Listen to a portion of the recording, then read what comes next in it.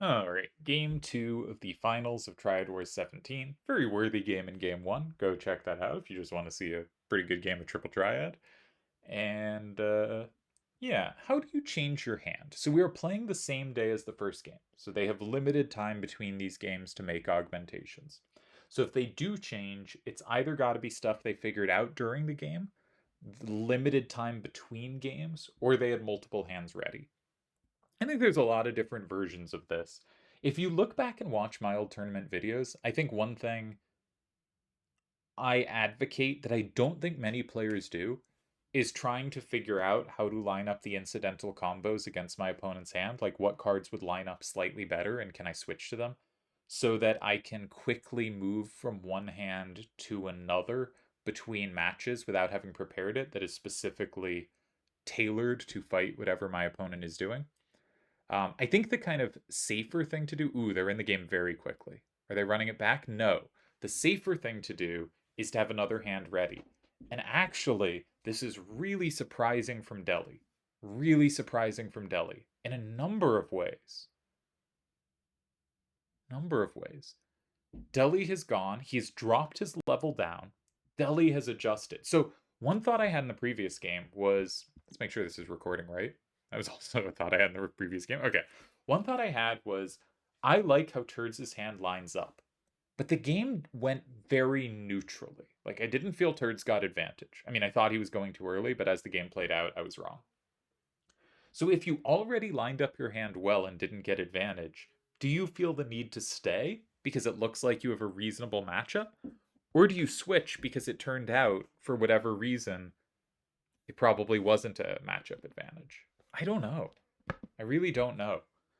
I think that's a weird spot, which means from Delhi's position, it's also a weird spot to predict what Turdz will do. But the more interesting thing here is Delhi is known for sticking with hands. If he likes a hand, and he likes Squall Cypher hands, and he certainly played that Squall Cypher hand well, he is often going to stick on it. But he probably built multiple hands because he wasn't entirely sure which way to go with levels. So he was probably more ready to go with multiple hands than normal because normally he picks cards he likes and knows he's going to handle well and makes a nice hand with them. Here, it might have been he was drawn in more directions, so he naturally ended up with more hands. But I would be really surprised right now if I was Turds. Because I expect Delhi to be targetable at first in a match with his hands. And especially if you're playing a one day, like if you're on the same day, you're playing right after the previous game, I would expect him to run the same hand, which is why it's so often advantageous to make those, spend your time in game figuring out your adjustments for next hand so that you can target him. But he is not being targetable here. Instead, he has built a hand pretty clearly around this 5 starter where Caterchipper and Minimog play well. He probably noticed that Turdz was using 9s up and down and his A's left and right, which means this Minimog Caterchipper setup. I would guess Delhi had this hand ready in advance, but I think he probably noticed, hey, Turdz is running a hand similar to this Eden hand I came up with. Minimog is designed to play against those cards, right? Minimog, you'll notice, hits Eden's A as well as so Eden has a setup in 3 where Minimog is both sides. So he probably thought this lined up really nicely. Very interesting decision. Because I think it was not just he had multiple hands made, and he must have had the hand ready, but I think it was also he thought this hand I've also built lines up better with what Turdz is doing. From Turd's perspective, I think he's probably right to stick. I think generally speaking, like if you think your hand has the advantage to match up, and I think he probably should think that. He should think like, okay, Delhi had first turn. First turn's probably pleasant to have on this rule set. I think the hands line up well. We played a neutral starting game. Delhi played really well. What can you do? But maybe I try to run it back and see if I can get a little more because I think I lined up well here. So I think it makes sense for both switches to happen. I like the decision making for both. Delhi is playing with a 5 starter. 5 starters are controversial. most of the time when people build hands for fun, you don't see many hand games nowadays, but most of the time people built open hands for fun that weren't level 4 laming, but were like level 10 or, higher level hands. A lot of the time it was with 5 starters, and it was very much like how Deli has built this hand. Often a lower level card, or a card that fits really well to go in 5, and then cards around it where he has explicitly powerful corner setups. And Eden in 3 is the very clear example of a powerful corner setup. But you could also imagine something like um, if written 1 with 9349 to combo it back, right? There's a lot of synergy here. One thing I think is true is that the big combo setting up hands are not quite as good as the pure power hands. You don't see these a ton doing great in tournaments. And part of it is that like 5 is the worst starting move. But again, like being on average worst does not mean it is worst in any specific situation, right? There's always best moves in every possible square. Triple Triad is a complex game. If something is on average the worst, it in no way follows that it is the worst in any given spot or that it isn't the best in any given spot. It's too good a game for that. But I do wonder if like sometimes your big combo card, let's say it ends up being Minimog. If Minimog doesn't land exactly right, it can really blank. And so I think this game is really going to be a question of how well Deli can organize his cards together. Because I think it looks like you have all these automatic corners set up, but a lot of your cards are really reliant on landing in exact squares. One of my favorite hands like this is a 8-7 and 5 starter. And all the cards in the hand are kind of up down. And if you go in 4 or 6 against my starter, like I'm not going to win that game. Right? My hand just doesn't work very well that way. Now Deli's hand is not that committed up down, but I look at Minimog, I think maybe that could be a dead card. I'm reminded of this hand I played back in the day where there's sort of this up-down card put in 5 and this up-down card designed to play off it, usually in 4 or 6. And I think if I start getting rid of those squares, this can be tricky for that hand. But Deli's hand is not weak, right? He has gotten rid of the low level in his card. 9/9s and A9s are strong cards. He is not... His hand has the raw power that it probably shouldn't suffer in the ways I'm saying. But I'm saying where I'd be worried. On the other hand, from Turd's perspective, maybe, and we haven't been looking at like his corner plays or anything, maybe Deli is just really well lined up against his big stuff. Like maybe he just does not have the tools he had last game. Deli has a lot more double numbers, so like the A9s are just going to be much more covered as potential starting corners. Turd's hand has numbers other than A and 9 he can put out, but they're not numbers he's very good at recapturing. Like if he played 4-4, 8-7, and 3, sure, that might present unique challenges to his opponent's hand. That's probably terrible, like Minimog slots in 6 so well. But it's also just really annoying for him to take back his own cards. He's really reliant on certain numbers, and it might be hard to take anything else. Okay, he goes in 1, so he does say, I'm going to use the 4-4-8-7 to create some challenge for you. Again, I think my guess is the best squares were 4 and 6. My official guess. Like the squares that had the most ties in them, my guess are 4 and 6. And maybe I'm overrating that one hand I played and where it didn't work and where it did. But when I see a hand like Deli's, I think 4 and 6 are probably the first squares you look at against a 5 starter. Now, going in 1, Deli has so many options here, right? He can play a center attack where he can go after it immediately. You'll notice this was better than putting the same card in 3, because if Deli plays Minimog in 4, it is now not safe and locked in. And in fact, Garuda covers all of Deli's captures in 4. So Turdz is saying, if you go in 4, I got you. Now, if Deli goes in 2, well, Eden is covered. There might be combos back. I'm not yet checking for combos back. 9349, Mont Blanc, I think. Mont Blanc is not covered. The other 2 cards can't take. There might be some left-right issues here as well for Deli. Interesting. Deli didn't get... And Turdz also blocked his Deli's better combo setups. Like, Deli may play Eden in 3, but he's probably not playing it this turn. We also mentioned Ifrit in 1. Obviously, Deli can't play Ifrit in 1. So I think from Turd's perspective, he's very much blocking where Deli's combo setups are.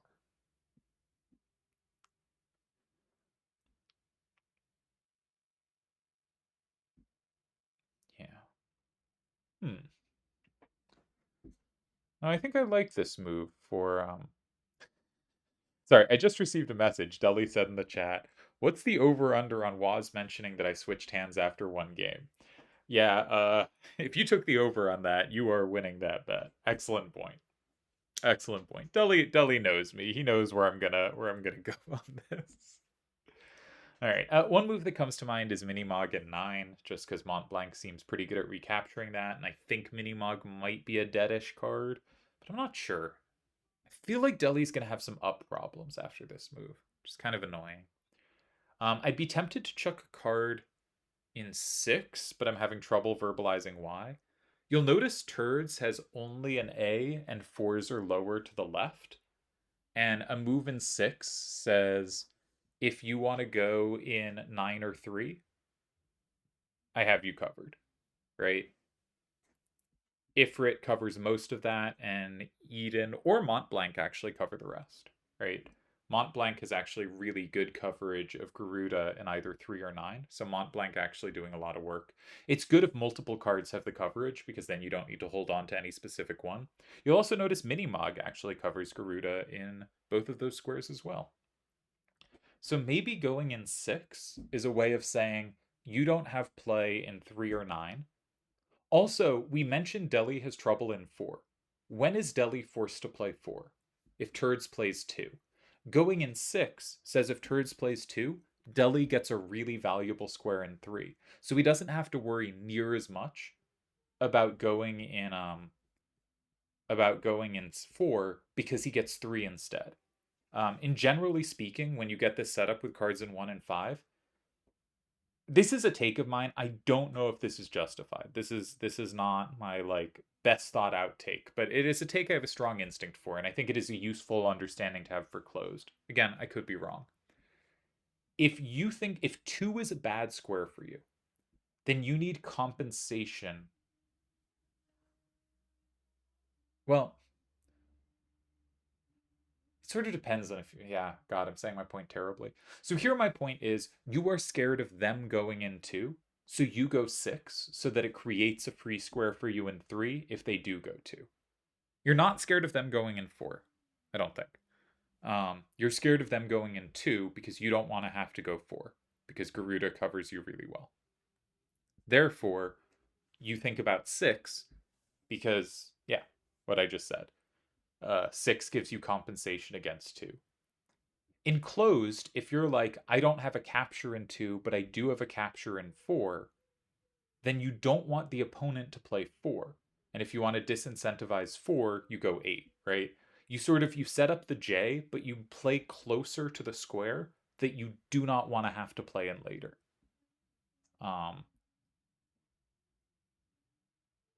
No, that you do not want them to play in. Yeah, you go in the square you don't want them to play in.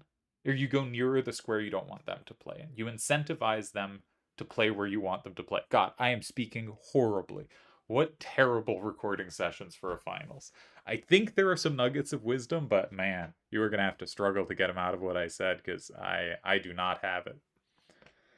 All right. Deli picked up 9349. This could go in 6. This could be the good card for 6. It could be that Deli's going to center attack and immediately go in 2 or 4. This is something that I think has been historically undervalued, but Deli is good about doing. If you don't like the squares, you can sort of get rid of them immediately, and often you can just follow out the capture chain and realize this is really good for me at the end. And Deli just goes for it. Deli just says, okay, I don't like 2 and 4. I'm getting rid of them. I don't want to have to live with this. And now Turdz, usually speaking, has to choose between 3 and 4. One thing I'd note is that 2-3-3-2 does not go in either of those squares. So when you play forcingly, if the opponent has a dead card in their hand, it can often make them have the dead card in their hand forever. This is part of the reason why when you play closed against a beginning player and they just like keep capturing stuff, sometimes you lose because like you kept having to respond to what they're doing and there ends up being just this dead card in your hand you never found a moment to get out of your hand because you kept having to respond to their captures, and somehow your last card blanks and you just happen to lose and it feels terrible. And I mean, it's just gonna happen sometimes, right? Like I don't think there's like a perfect way to always avoid this, but it feels like they played horribly, they just captured whenever they should and they got lucky with the numbers, and that's true. But it can also be the case that in open, you can sort of force this to happen. You can say, okay, maybe I have a problem here, maybe I have a problem there, whatever. You have a card that's just not going to play well at the end. And in a combo oriented game, maybe you have another card that hits so hard that it doesn't matter that one of your cards is dead. That happens all the time. But in a sort of chunky blocking game, I talked about this last time, where we're sort of flipping one thing at a time and we're sort of blocking up the board without playing on diagonals and big combo setups, then having that dead card in your hand, your other cards just aren't taking enough extra stuff to make up for it. Now, of course, it is harder to do this when the other person's on second turn, because Turdz never needs to use 2-3-3-2. But I am noting he probably is going to end up not finding any way to use that card. Okay, what are our candidate moves? Garuda in 4 is comboed. There is a combo back in 8, so maybe it's not bad that it's comboed for Turdz, but you got to be careful about that. But Garuda in 4 is a candidate move. Lulu in 4 is same walled, and you can't combo that back. Now, if you're being all smart and like thinking things through, you probably don't discard it just for that, but maybe you do, honestly. It certainly means it's not going to be the move you spend a lot of time on. And then there's moves in 3. 3A, 9, 4, and 3 looks like you get comboed pretty hard. Minimog doing work. Lulu in 3 looks better to me. And 943A and 3. I think 943A is the card you want to hold on to. I think that's the card doing the most work in general. So I'd probably have as my main moves Lulu in 3 and Lulu in 4. No, not Lulu in 4. I guess Garuda in 4. Yeah, because Lulu in 4 is terrible. So Lulu in 3 or Garuda in 4. I would rather hold on to Garuda of those two cards. I do notice if we play in 3, Deli has Minimog in 6, and that's always safe, and that's very annoying from Turds' perspective. Do you have to play Garuda in 4? You do have the point that Minimog 7 is met by 3A, 9, 4, and 8, and that does look good to me. I don't see you getting punished at the end, though it's possible. Now, Deli can just take it other ways, but if Deli takes it with Ifrit, there is a combo back, you know. So, I don't know. Maybe Garuda in 4 here? I've done very little actual analysis and evaluation today. Not only am I clumsy with my words, but I think I'm being fairly clumsy with my thinking. So apologies again. This is a finals, and I think so far at least a very interestingly played one. And no reason I wouldn't be sharp today, but doesn't seem to be happening. So it goes. Glad I'm not playing this today. Yeah, Garuda 4 looks possible. I also want to notice a lot of stuff that's happened here is corners that both of them have in both this game and the previous one, both of them saying like you can't recapture this or like play next to it. I have too much combo potential against you.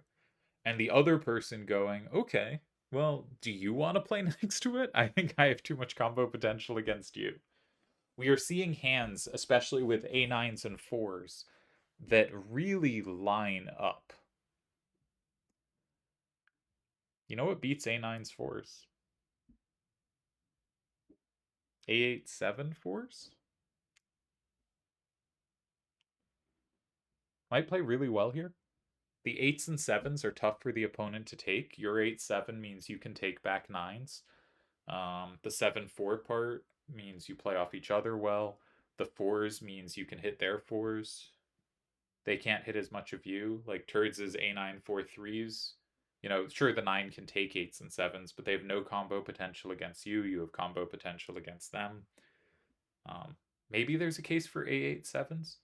I'm just thinking, like, so much of counter hands, some of it is just like, is there a corner or something they don't have covered, right? That's sort of the level one of counter hands is like, hey, I check their hand and I notice they have this weakness. Or like, hey, they have a directional weakness.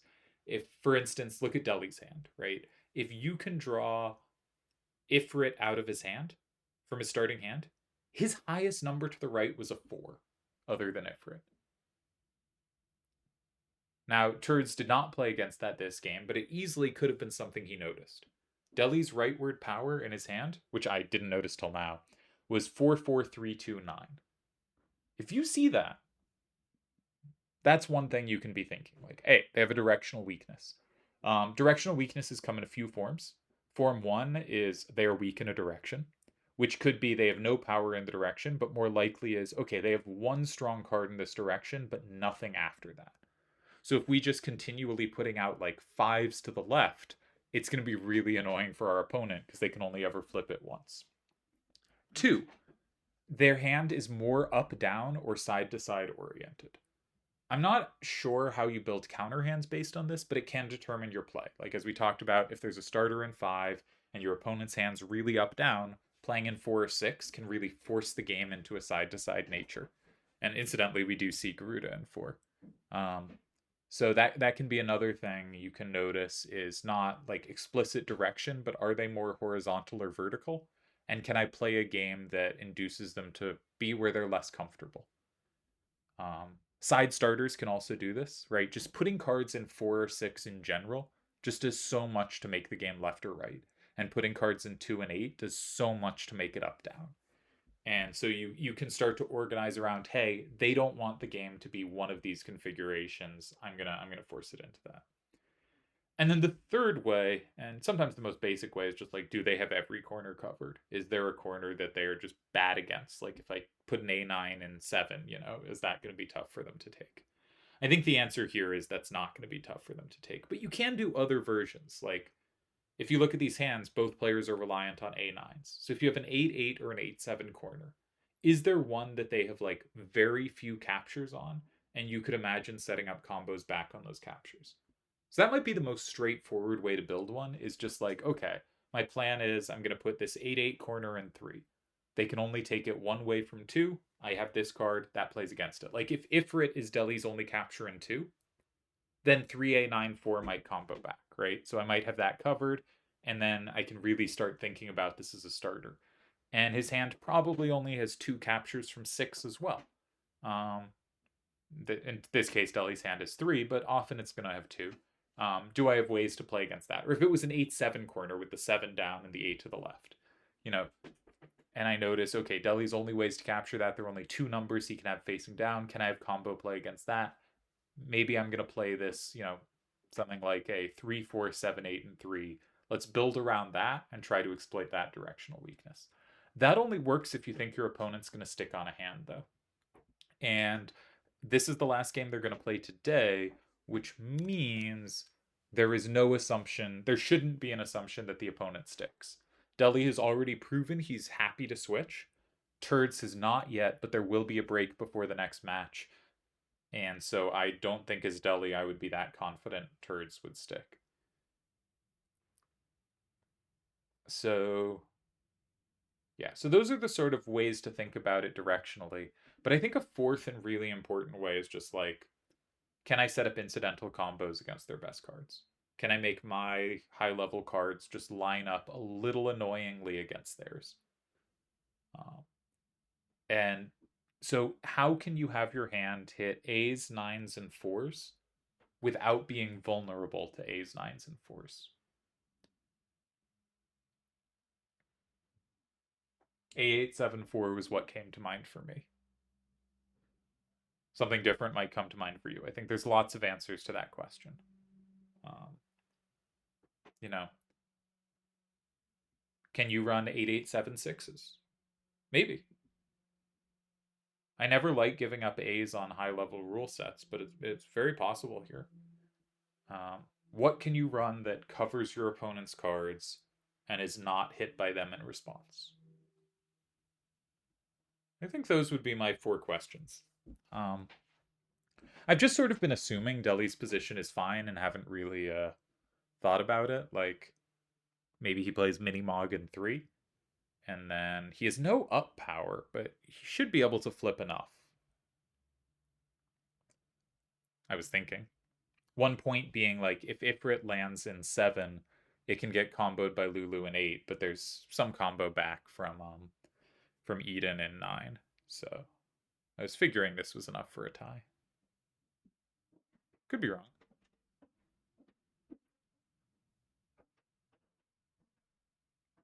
Feels like it should be a tie. Haven't checked it all out, but just counting a few cards. Easily could be getting something wrong though, but feels like a tie. I guess you could also play Ifrit in 7, given that you can combo back. That has to be checked. Gotta be careful there. That one feels clumsier to me. I'm not sure why. Can also go in 9, of course. You do not have to play Minimog in 3. Any of the cards are safe in 3, but Minimog feels like the one you'd want to use. Unless you're trying to have that same in 6, but I don't think you need it. Right? Any card you're landing in 6 cannot be flipped by Turdz, so you don't have to be careful about the combo potential with it. Yeah, he does go 3. He keeps Minimog. He does want it in 6. I think these were probably all pretty interchangeable. I think maybe it's time to mess about with the solver. Sometimes I am quick to jump on the whole feeling of like, okay, I think it's a tie, let's bring up the solver, and then like, no, I was completely wrong. And the solver starts spitting stuff out that would be more exciting to have noticed as it was played. But I'm feeling like this game is winding down. I would not run this back if I was Deli. I don't think he got in any trouble, but I would be too scared about directions. Or if he did get in trouble, I thought unless he's in trouble now and I've just missed it, but I thought his move in 2 like clarified it well into a pretty safe position for him. So I don't think he like. My guess is this is not a game he was terrified for. But I also think this might not be one he wants to repeat. But now the solver is going to tell me I'm completely full of it. I'll try not to go past where we are so we don't spoil anything. Oh, geez. Okay. The solver just immediately on the starter thinks I'm full of it. It thinks Deli's starter was incredibly dangerous for Turdz. So I thought Deli should move off this hand, and the solver is saying, after Deli's starter of Turd's 40 moves, 32 of them were losses and 8 were ties. For reference, after a starter, on average, about a third of moves usually lose. Now that range varies, so like, even if like half your moves lose, that doesn't mean it's like too much trouble.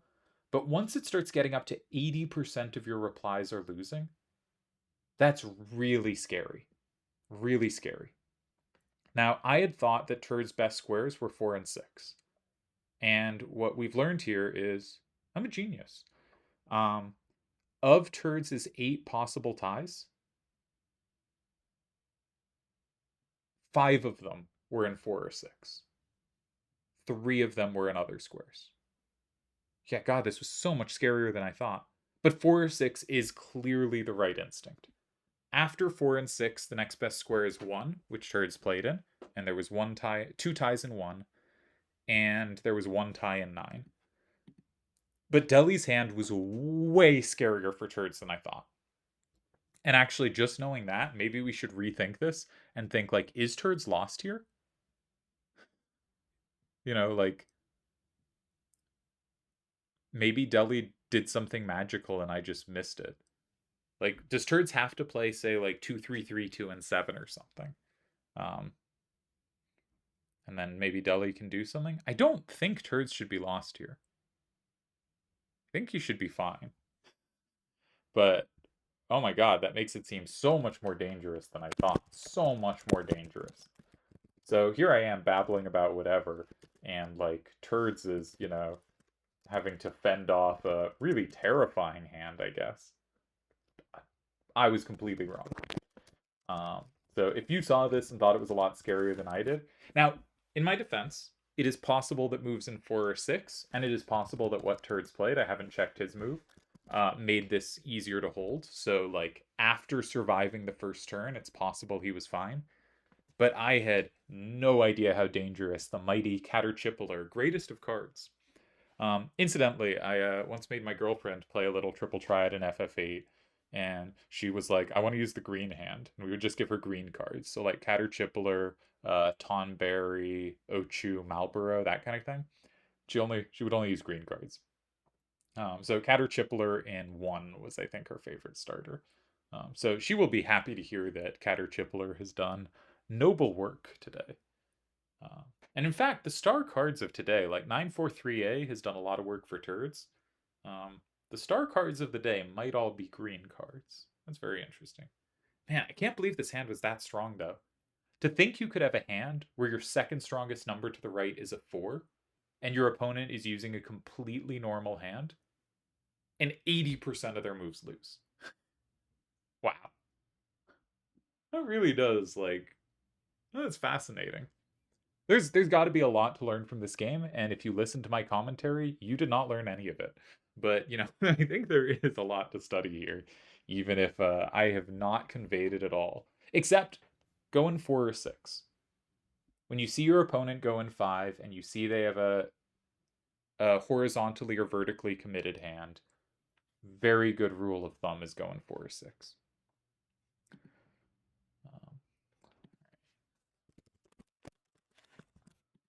Deli goes 8. We can probably count out the rest of the game ourselves. It looks like Turdz can play 3A, 9, 4, and 6 for the tie. So that's probably what we'll see. I guess 3A, 4, 9, and 9 should also be a tie because it flips 2 cards. So I guess I expect Turdz to pick up 3A, 9, 4. In fact, I'm going to type it in.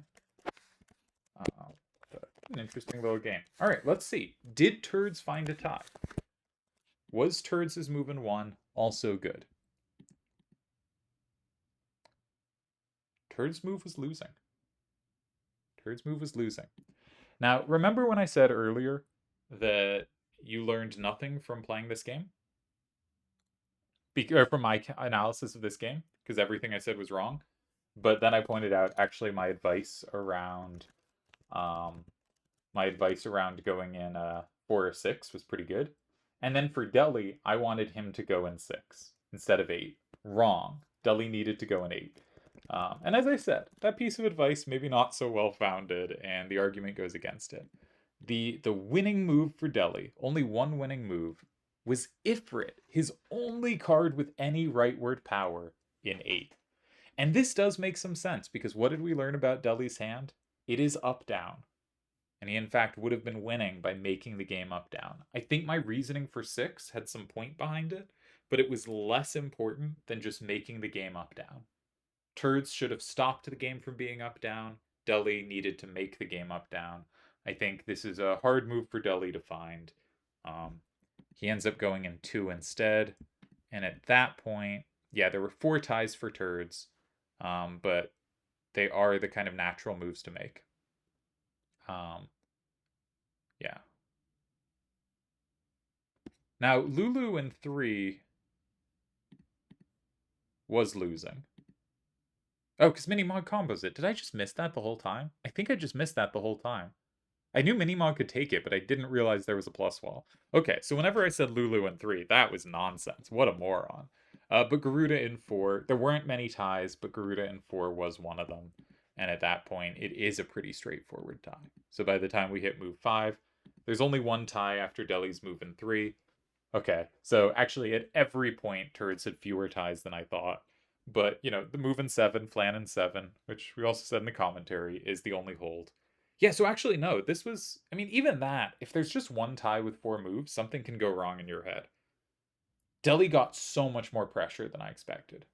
And even when I thought the game was winding down, and I think it was, like, I think Turdz always had the hold in hand, this was a lot more pressure than I thought at every single point. I did not think Delhi was winning on move 3. I did not think Turdz had one tie on move 6. I did not think Turdz had only 8 ties on move 2. Um, yeah, Delhi could have very easily broken through this game with a hand that I thought was doing nothing. So great job to Delhi, bad job to me. I think solid job by Turds to survive, even if he did. I think the move in 1 is clearly an error. Like, he clearly screwed that up. But I think he overall should be pretty happy to save this game. And I have no idea where the players are going from here. I don't think Delhi can run this hand back. I think its weaknesses are too big. I think it was a one-off, and wow, did it pay off. But, like, you can't do it again. That's what I think. But also, this hand was so strong. Like, Turdz probably noticed more than I did how dangerous his spot was. Like, is Turdz forced off his hand? Like, even if Delhi can't run this hand again, can Turdz run his hand again when Delhi might just kill him with Caterpillar and Minimog? I don't know. All right, well, that's fascinating for next time. Another interesting game that I think I missed a lot of the point of. Missing a plus wall in one key line is just, bad thinking or like bad calculation, but it's not like overall bad thinking. But I think I missed, you may not have. I missed a lot going on here. But this was a very dangerous game for Turds. And one thing to note is in late rounds, we have often seen, not always, but often, that if one player starts getting big advantages, they are probably going to win the match. Um, so this just based on the historical record, I'm not saying it locks it in. This looks very good for Delhi.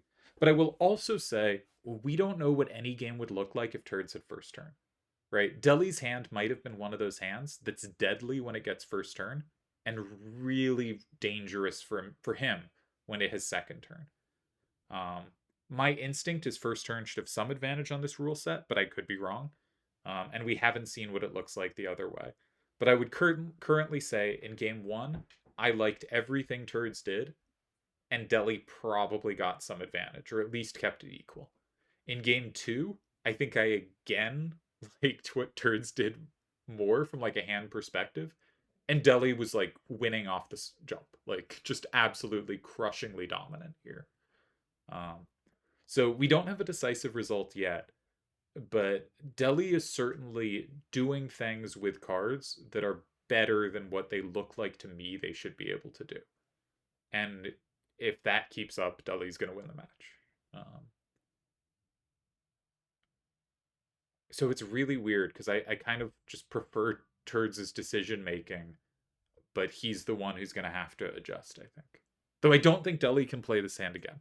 I think is and I'm also really curious. I should check the chat, though I don't, I shouldn't like read their chat out loud, but I should check the chat to see if they realized how terrifying this was. Okay. So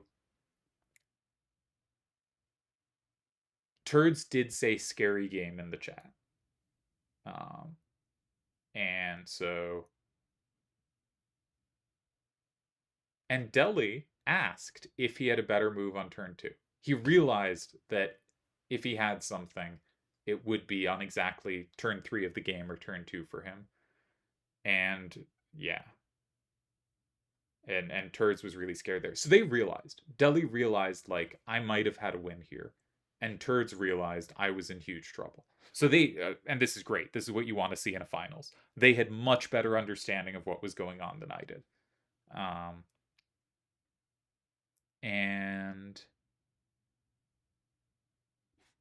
And now, just for fun, let's watch a 1-minute game. Alright. So many rares. And they both cover each other, and they both have all the rares. So Turd's his first turn. And that means his Adia should just dominate. Right? This should be a big advantage for Turdz, I think. Right? Because anywhere Adia goes, Adia can combo it. Anywhere Doom Train goes, almost anywhere Doom Train goes, Adia can combo it.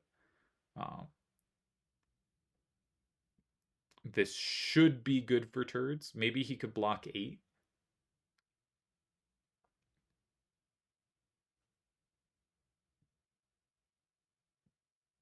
Maybe he could just take in 2.